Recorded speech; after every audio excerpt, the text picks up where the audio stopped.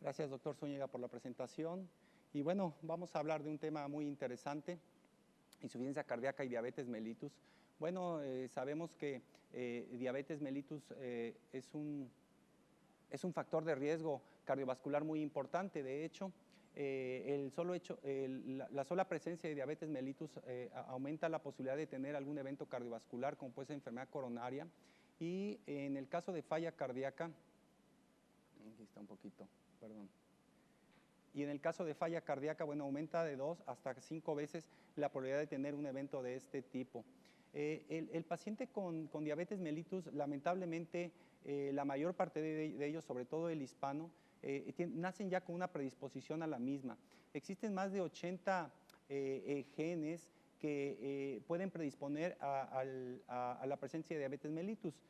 Obviamente tenemos algunos diabetes monogénica, que serían los pacientes con MODY, que una sola alteración genética nos puede provocar el desarrollo de diabetes mellitus, pero en el caso del diabético, de la diabetes mellitus tipo 2, no MODY, donde se deben de conjugar algunos factores genéticos o es un factor poligenético y aunado en este caso al estilo de vida o factores de otro tipo, farmacológicos, sedentarismo, edad, puede desarrollar diabetes mellitus. Existe en el cromosoma 11 un gene que puede predisponer y es de más peso, obviamente, para desarrollar diabetes mellitus que algunos otros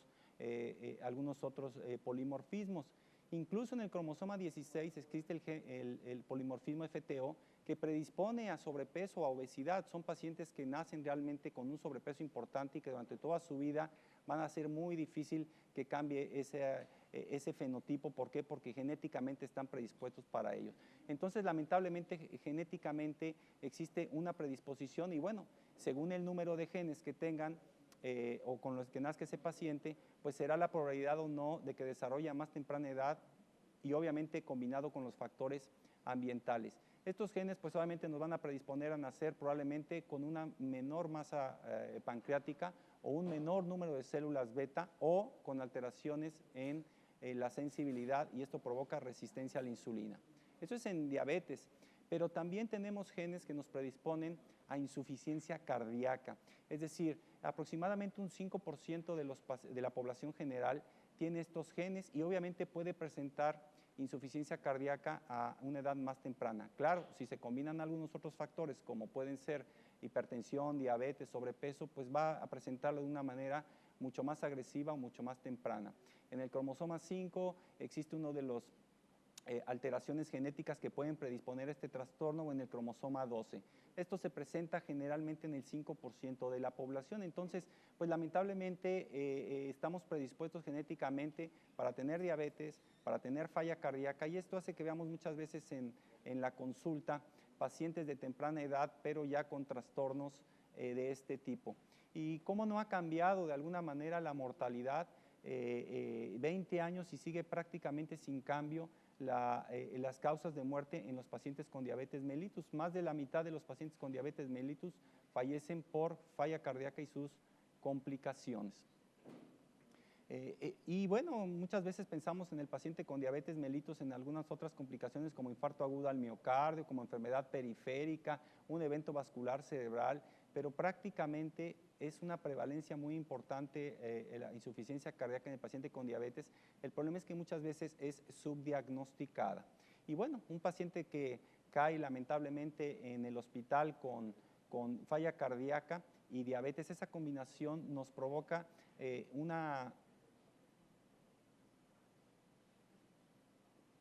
esa combinación nos provoca una disminución en la expectativa de vida de 12 hasta 15 años.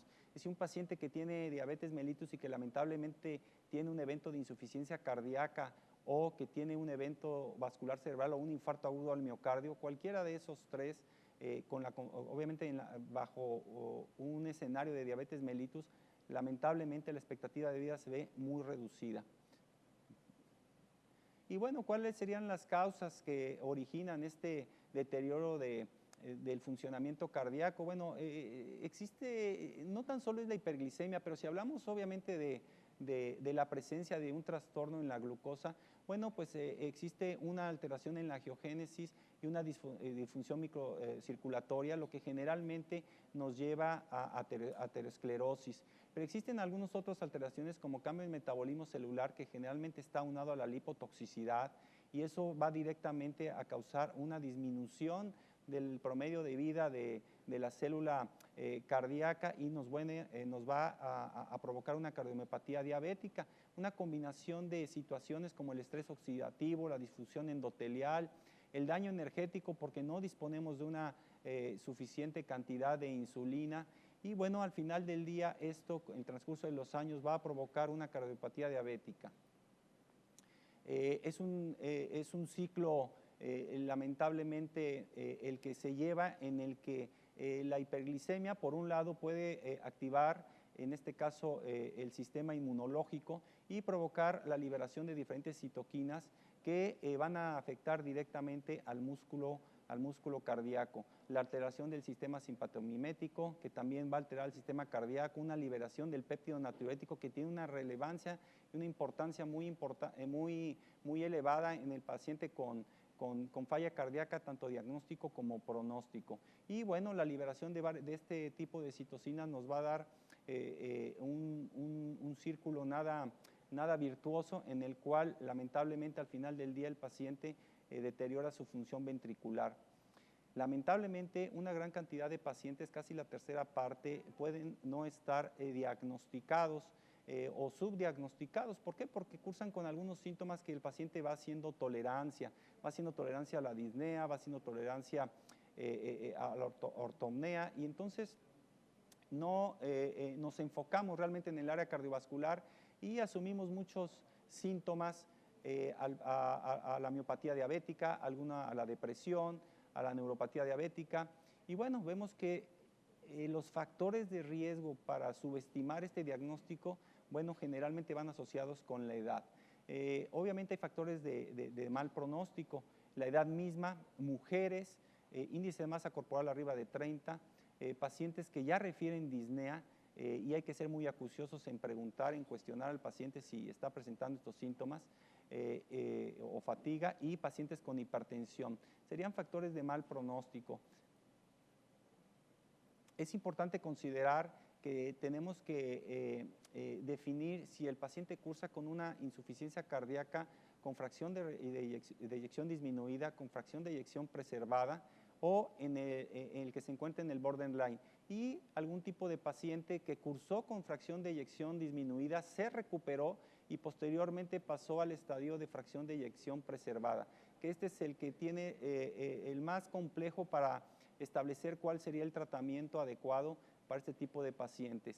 El mayor escenario de los pacientes se presenta con fracción de eyección preservada, por eso en la clínica el paciente no se nos presenta con edema, ingurgitación yugular, que es lo que característico de un paciente con una fracción de eyección disminuida. Y es por eso que el diagnóstico de insuficiencia cardíaca en paciente con diabetes puede pasar desapercibido para el clínico.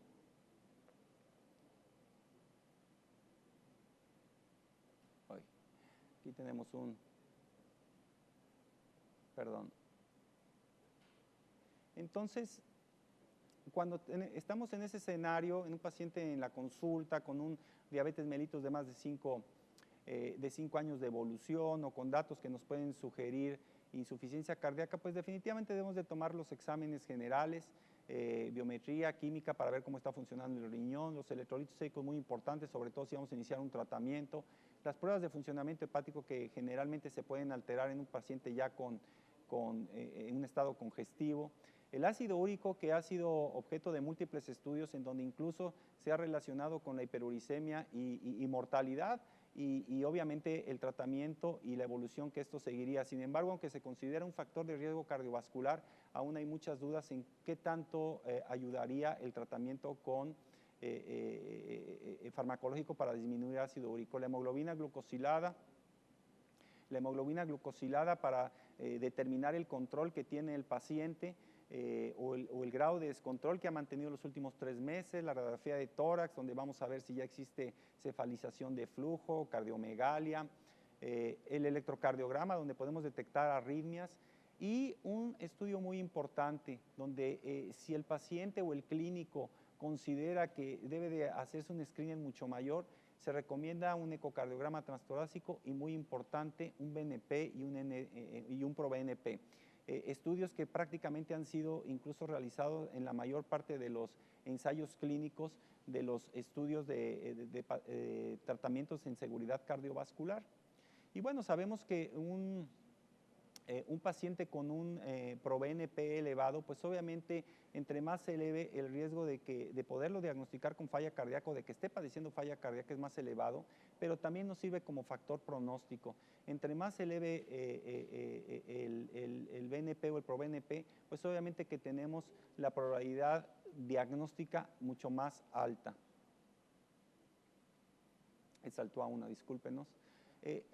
Es muy importante considerar los puntos de corte cuando tomamos en cuenta BNP y NT desde las primeras descripciones.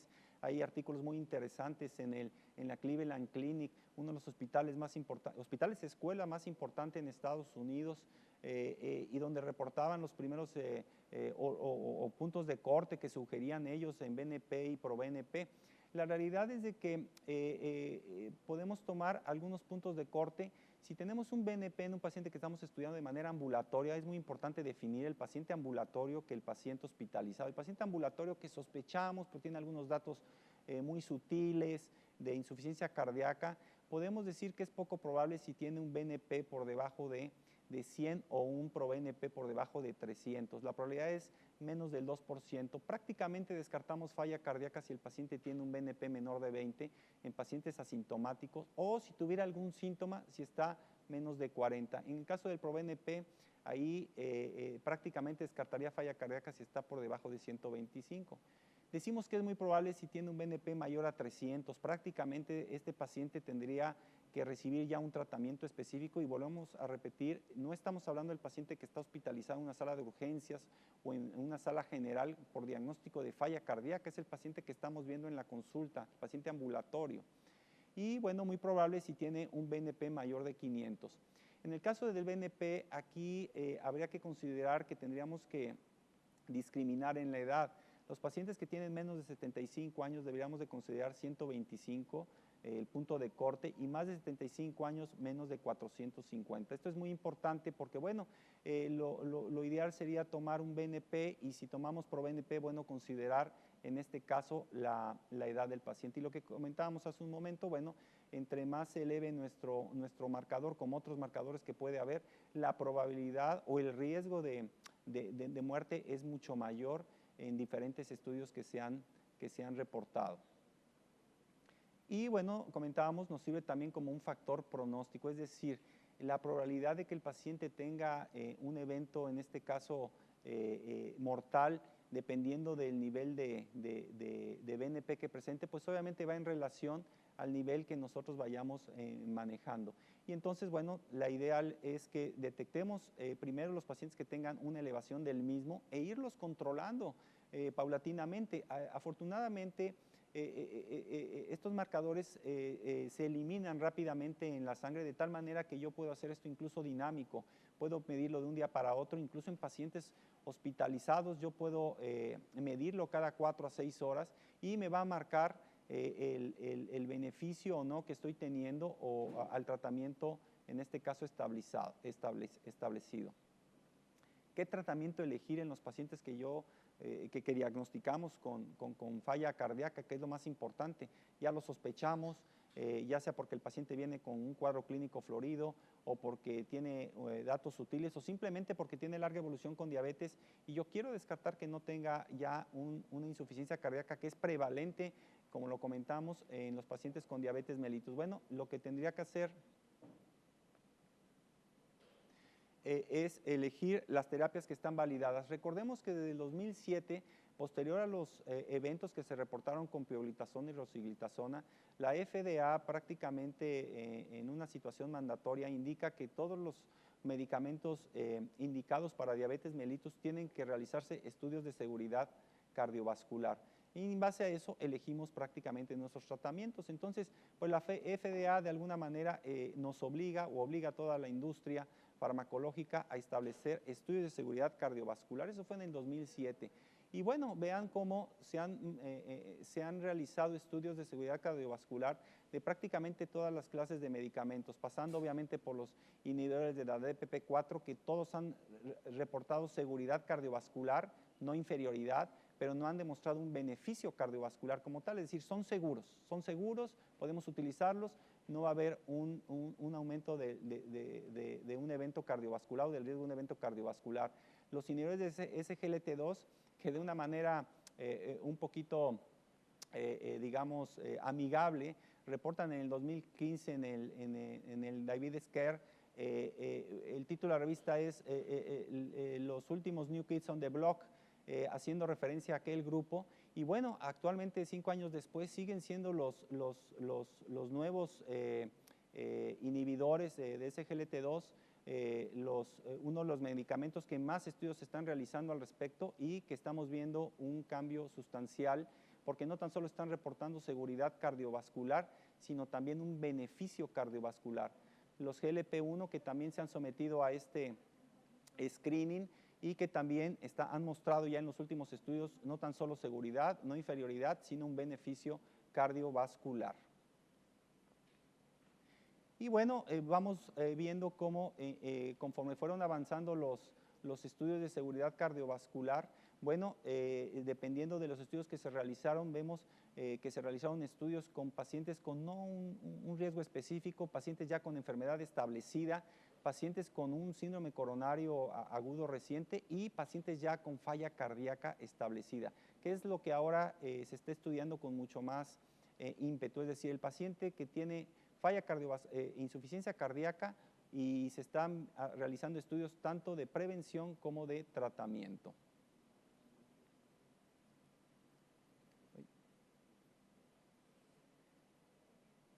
Y entonces, bueno, recordemos en el 2015, por ahí de noviembre, diciembre, sale uno de los primeros estudios con los inhibidores del SGLT2 de seguridad cardiovascular, en el caso con empaglifosina, y bueno, reportan que son no solo seguros, sino que existe un beneficio cardiovascular y donde empezamos a observar una disminución de la mortalidad, en este caso por enfermedad cardiovascular de hasta un 35% o por todas las causas, pero también empezamos a ver cómo existe una disminución de insuficiencia cardíaca, de muerte por insuficiencia cardíaca o de hospitalización por falla cardíaca.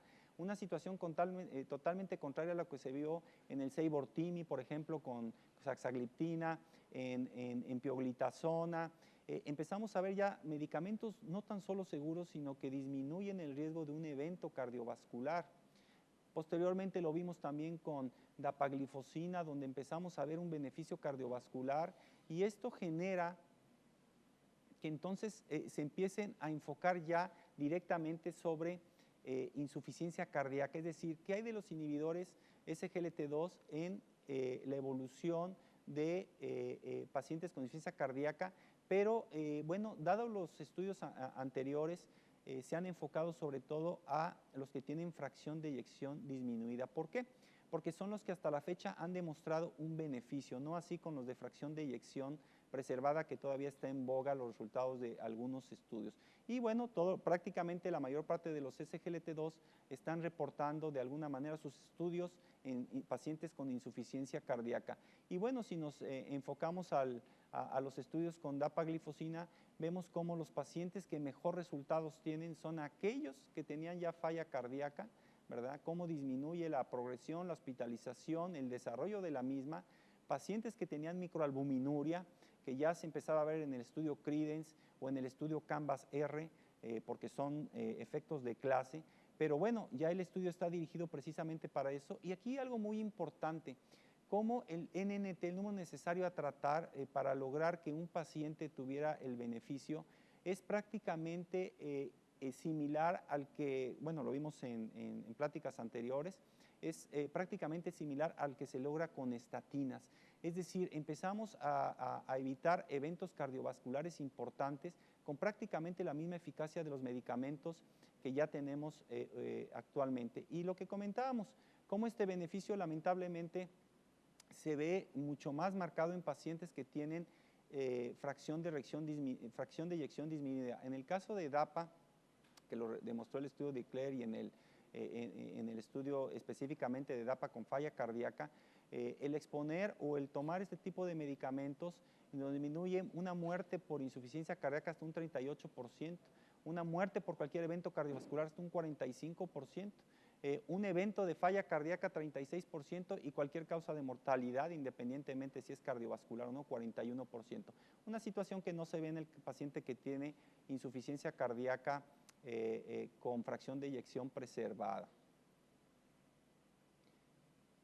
Y bueno, precisamente por estos hallazgos se han llevado los estudios que le llaman del mundo real, donde prácticamente no están no se requiere esa rigidez de los estudios o de los ensayos clínicos donde se van haciendo un escrutinio de los pacientes, eliminando pacientes porque no cumplen con el perfil. Y bueno, estos estudios del mundo real simplemente englobaron a la mayor parte de pacientes que estaban expuestos a un SGLT2 y lo que se observó es obviamente que las tasas de hospitalización independientemente del SGLT2 que estuviera tomando el paciente era mucho menor. Entonces empezamos a tener una evidencia importante. Cualquier SGLT2 da un beneficio.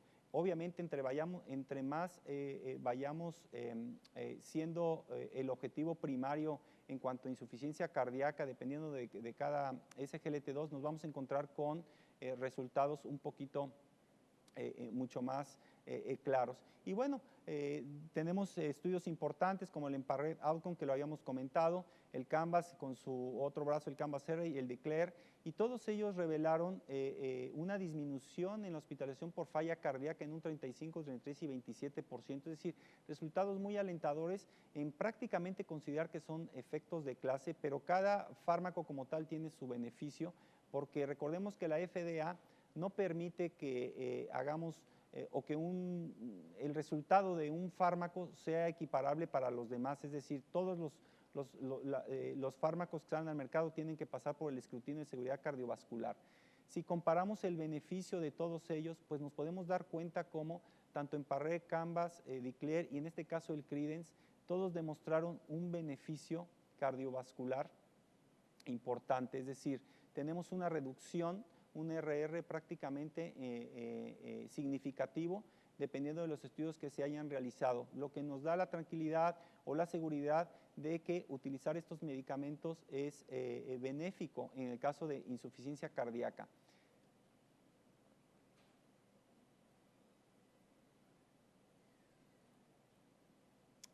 Si los ponemos en una gráfica todos los estudios que se han realizado sobre SGLT2 y los diferentes padecimientos en los cuales nosotros podemos ver un beneficio, bueno, vamos viendo también diferencias importantes, ¿verdad?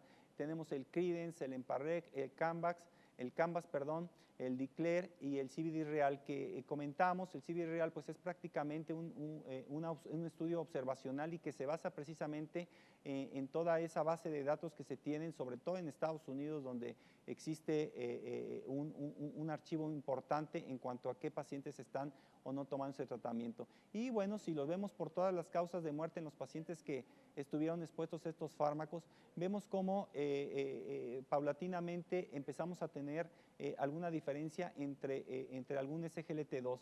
Si nos vamos con insuficiencia cardíaca, vemos cómo DECLARE de alguna manera comparado con canaglifosina en el estudio CANVAS tienen un beneficio mayor cuando específicamente hablamos del beneficio o la disminución de insuficiencia cardíaca o de hospitalización por falla cardíaca en pacientes expuestos a este tipo de drogas. Si hablamos de infarto agudo al miocardio, prácticamente los tres se mantienen en un nivel aceptable y si hablamos en cuanto a stroke, bueno, realmente es uno de los hallazgos que nos reveló desde el EMPA-REG OUTCOME. Si revisamos el estudio, uno de los resultados donde no se vio favorecido, siendo los demás positivos, fue precisamente un evento vascular cerebral. Llama la atención muchos resultados del EMPA-REG, por ejemplo, la población que más se vio beneficiada en este caso fueron los asiáticos, pero en el caso de stroke incluso salió un aumento en la prevalencia por una situación que aún no está bien definida. Entonces, bueno, aquí si ustedes se fijan prácticamente solo DECLARE sí mostró una disminución comparado con los otros dos que serían empaglifosina y canaglifosina, y en el CVD Real realmente no hubo mucha diferencia independientemente de la droga en la que estuvieran expuestos. ¿Qué pasa con los GLP-1 en el caso de insuficiencia cardíaca? Porque bueno, hasta ahorita hemos concluido que los SGLT2 son medicamentos seguros y que incluso son benéficos disminuyendo la probabilidad de un evento de insuficiencia cardíaca. En el caso de los GLP-1 se han hecho varios estudios, son seguros, incluso han demostrado, como lo podemos observar, disminución en un evento cardiovascular mayor, incluso en muerte, como en el caso del líder, pero total, por enfermedad cardiovascular o por todas las causas. Pero en el caso específico de insuficiencia cardíaca, no encontraron realmente diferencia, un beneficio adicional, y por lo que ahora se ha demostrado, no podemos considerar que en un paciente con insuficiencia cardíaca, tanto para prevención o en pacientes ya diagnosticados con insuficiencia cardíaca, sea de beneficio el exponerlo a un GLP-1. Y bueno, si juntamos los SGLT2 y los inhibidores, los análogos de GLP-1, pues podemos encontrar cómo, de alguna manera, en verde, prácticamente todos los inhibidores del SGLT2, en el caso de hospitalización por falla cardíaca, existe un beneficio que no lo presentaron los DPP-4, que prácticamente fueron neutrales, excepción hecha el cebortimi con saxagliptina, y en el caso de los GLP-1 prácticamente se mantienen también en la neutralidad.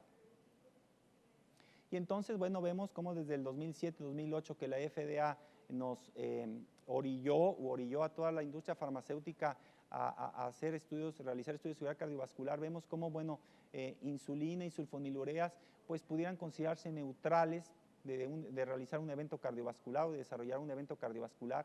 Metformina, hay varios estudios que han reportado un efecto en cuanto a disminución de eventos microvasculares, no así macrovasculares, y las tiazolidendionas, que bueno, han salido algunos otros estudios, el IRIS, por ejemplo, en pacientes no diabéticos con evento vascular cerebral, en donde existe un beneficio, una recuperación más rápida, pero específicamente hablando de los pacientes con diabetes mellitus y falla cardíaca o con un infarto agudo, un infarto al miocardio previo, no estaría recomendado.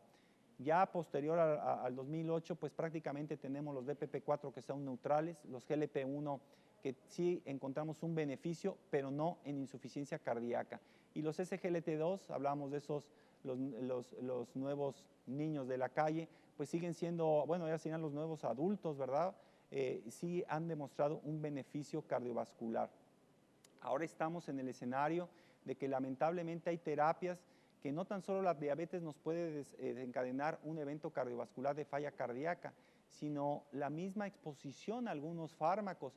Y bueno, sabemos que las tiazolinendionas pueden provocarlo, las sulfonilureas, un evento de hipoglucemia no tan solo puede provocar falla cardíaca, sino una arritmia. Metformina, que hasta ahorita se mantiene la interrogante si puede prevenir o no un evento, pero de alguna manera es seguro para eventos microvasculares. Y vemos cómo la sola diabetes y algunos mecanismos que se desencadenan en este caso pueden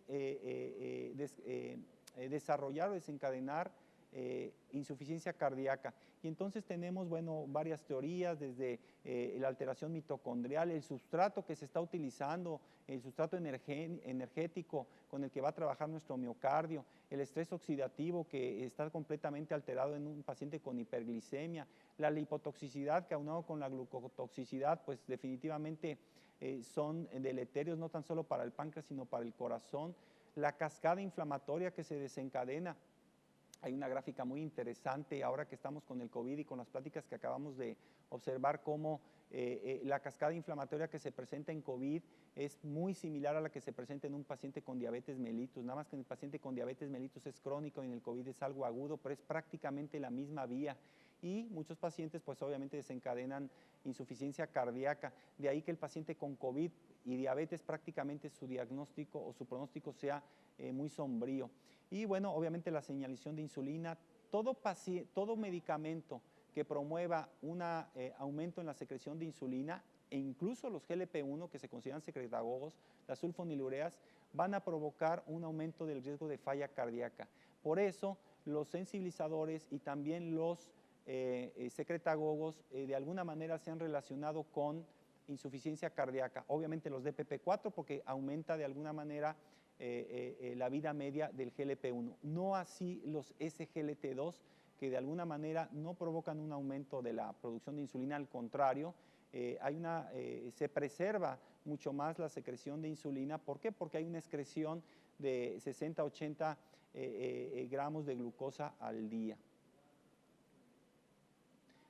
Es por esto que los SGLT2 tienen de lo conocido y lo no conocido varios factores que pueden prevenir un deterioro de la función renal y un deterioro de la función miocárdica. Obviamente vamos a perder peso con estos medicamentos por su efecto glucosúrico y esto va definitivamente a un beneficio cardiovascular por tener un menor esfuerzo cardíaco que realizar, el control glicémico y la menor exposición a ese estrés oxidativo que habíamos mencionado y que se va directamente a un daño miocárdico y a un daño vascular con formación de ateromas. La uricosuria que habíamos comentado, ¿verdad? Los pacientes con diabetes mellitus expuestos a un SGLT2 tienen glucosuria y uricosuria y esto sirve como una disminución en la formación de una placa ateromatosa y disminución del riesgo cardiovascular.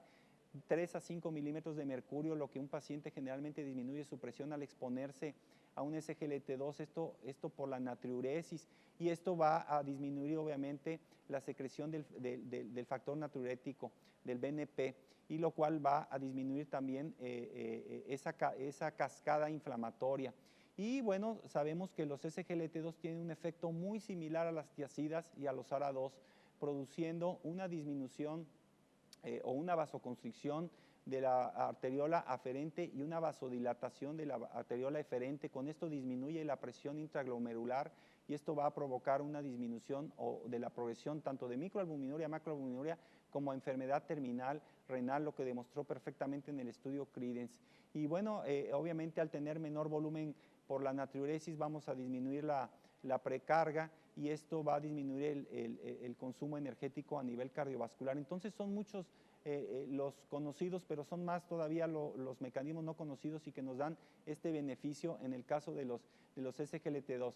Hablando específicamente a nivel renal, bueno, comentábamos lo de las alteraciones a nivel de la natriuresis, a nivel del túbulo contorneado proximal, de la presión intraglomerular que disminuye completamente y esto va a disminuir la albuminuria.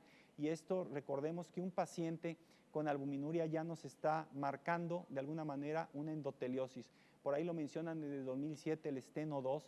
Todo paciente con albuminuria, si se le da un tratamiento con estatinas, con ácido acetil, con ARA2, independientemente de su presión arterial, de su nivel su estado de coagulación, de su nivel de colesterol, va a disminuir su riesgo cardiovascular porque estamos tratando no la albuminuria como tal, sino la endoteliosis. Y entonces son fármacos que de alguna manera nos demuestran cómo existe un beneficio cardiovascular o cardiorrenal, como ahora se maneja en diferentes guías, y es por eso que la Asociación Americana de Corazón, las guías europeas sobre todo, ya empiezan a considerar a los SGLT2 no tan solo para el paciente que ya padece insuficiencia cardíaca, sino como prevención primaria, que es lo que deberíamos también ya de empezar a manejar. ¿Qué dicen las guías? Pues las guías se sustentan en todos los estudios que acabamos de revisar y en el paciente con insuficiencia cardíaca definitivamente debemos de ser mucho más cautos en el nivel de hemoglobina glucosilada al que lo debemos de llevar.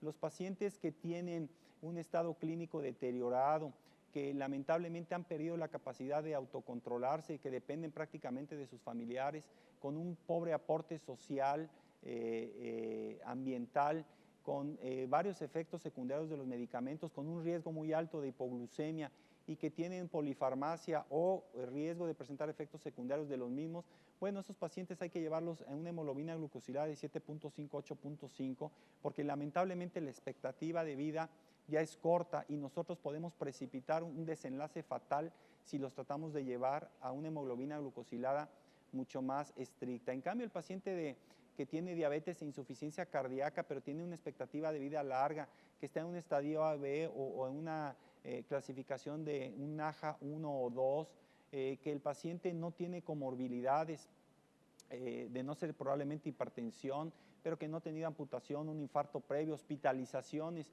y que los efectos o el riesgo de hipoglucemia es bajo, aunado a pocos efectos secundarios de la polifarmacia, esos pacientes sí podemos llevarlos a una hemoglobina glucosilada mucho más estricta de 6.5 a 7.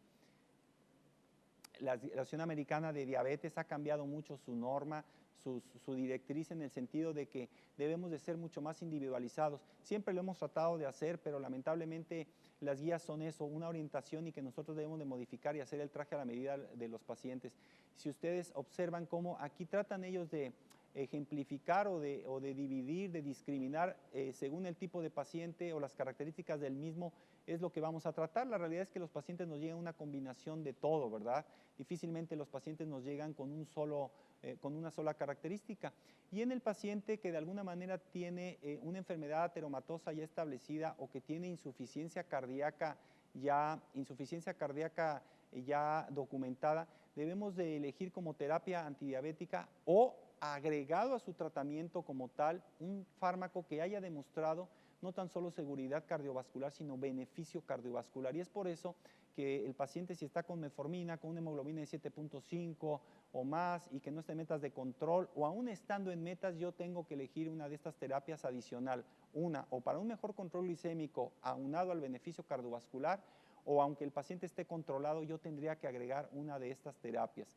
Ellos también hablan del paciente que tiene riesgo de hipoglucemia, escoger alguno de estos fármacos, el paciente que yo tengo mayor interés en que baje de peso, o cuando el costo es el problema. La realidad es que en la mayor parte de los pacientes, si no es que en todos, este factor es muy importante. Sin embargo, ya vemos que lamentablemente hay terapias que pueden ser deleterias en cierto tipo de fenotipos.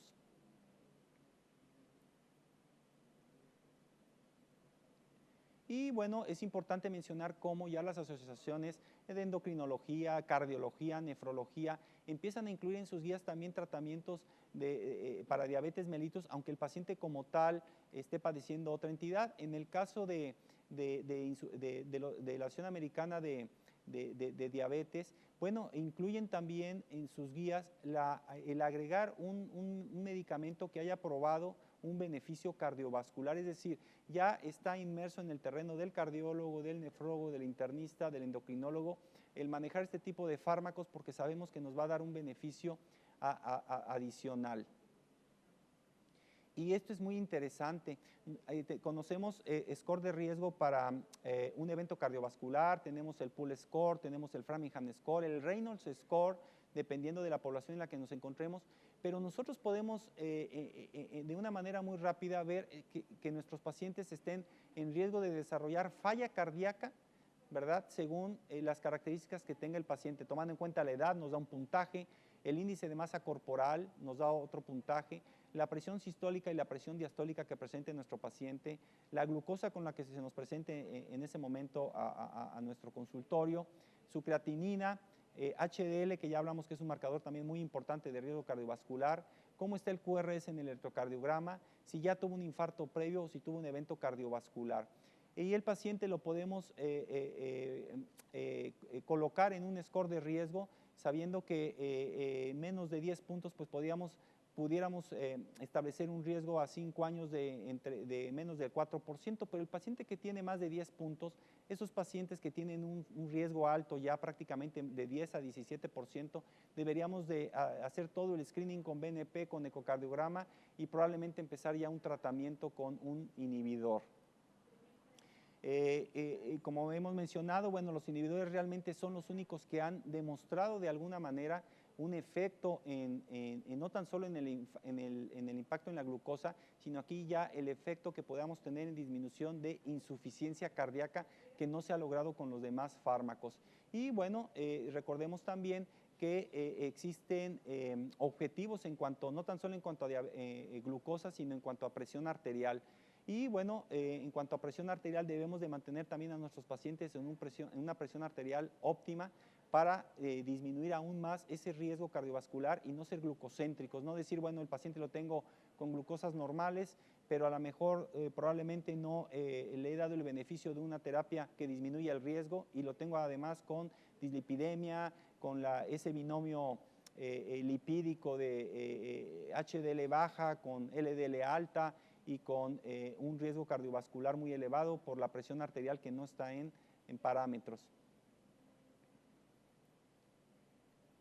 Y entonces, bueno, hablando del riesgo cardiovascular, Recordemos que tenemos varios factores que hay que manejar desde el esteno 2, que ya mencionaba este tipo de situaciones. No debemos ser glucocéntricos y debemos de manejar ácido acetil en la mayoría de los pacientes que tienen un riesgo arriba del 7%, estatinas en prácticamente todos los pacientes diabéticos, como lo veíamos en las pláticas anteriores, y si tenemos duda, bueno, podemos establecer un score de riesgo, en este caso un Reynolds score o un Pool score, porque Framingham score no aplicaría mucho para nuestra población, y por eso se establece un riesgo cardiovascular.